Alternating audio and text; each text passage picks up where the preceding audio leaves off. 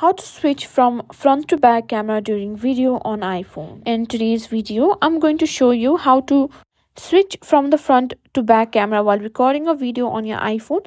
This is a great way to capture both yourself and what's around you without stopping the recording. So let's jump right into it and learn how to seamlessly switch your iPhone's camera while recording.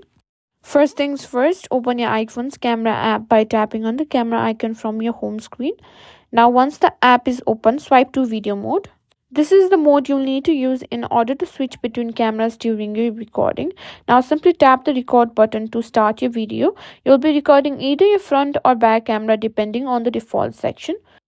As you can see, we are not able to find that option to switch the camera.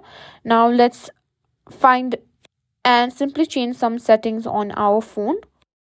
Go back and open your settings app on your phone and simply scroll down until you find the camera option.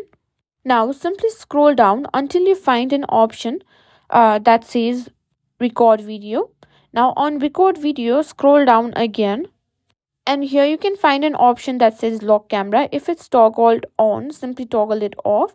As you can see, it does not allow the camera to automatically switch between cameras while recording video.